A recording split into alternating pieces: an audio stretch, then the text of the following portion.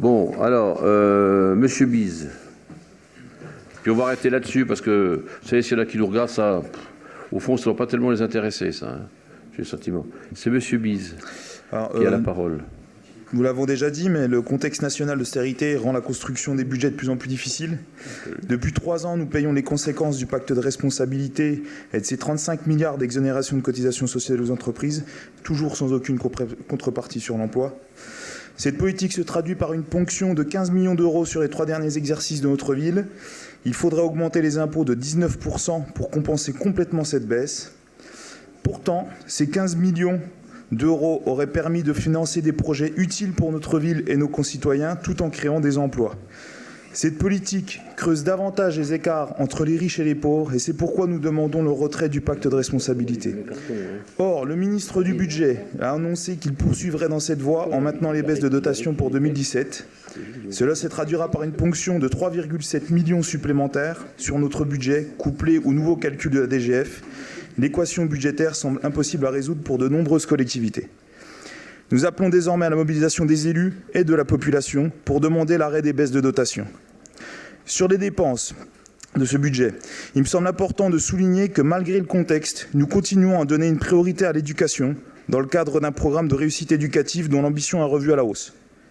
Nous maintenons les subventions au CCAS, nous maintenons les services publics municipaux et nous n'augmentons pas la part communale des impôts.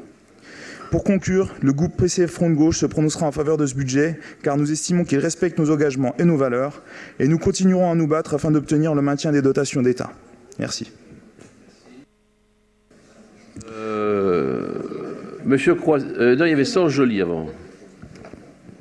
Merci, Monsieur le maire. Je voulais répondre à Monsieur Mougin qui régulièrement remet en cause la politique internationale de la ville de Besançon.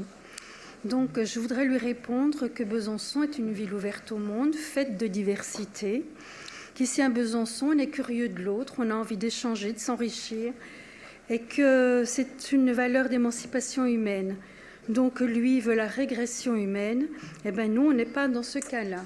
Voilà, merci. Monsieur Bise. Merci. Alors, je tiens déjà à rappeler en premier lieu qu'à la fois cette réforme des rythmes scolaires nous a été imposée par le gouvernement, mais qu'en même temps, il n'en assume pas le financement. Et c'est même plutôt l'effet inverse, c'est qu'au contraire, les dotations aux collectivités ne cessent de diminuer. Dans le contexte du budget qu'on a évoqué tout à l'heure, le financement des temps d'activité périscolaire devient un vrai casse-tête, d'autant que la politique d'aide aux communes de la CAF n'est pas à la défense de la gratuité, puisqu'elle n'accorde une partie des financements que sous réserve de tarification aux parents. Sur ce dossier, nous avons toujours défendu la gratuité et les élus de mon groupe se sont investis pleinement dans la recherche d'une solution qui a permis d'aboutir à cette proposition.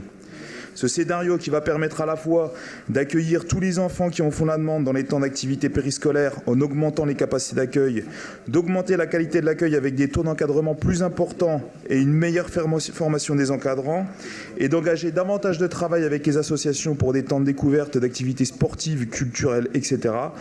Au total, sur les 2,6 millions d'euros qui seront engagés dans le périscolaire pour l'année 2016-2017, seuls 18 000 euros seront à la charge des familles au travers de frais d'inscription symboliques de 2 à 10 euros par an, permettant d'obtenir pleinement les financements de la CAF. Même si nous pensons que nous sommes arrivés à une situation acceptable pour tous, nous continuons à penser que la gratuité d'accès à l'éducation est un combat et nous continuerons à le mener.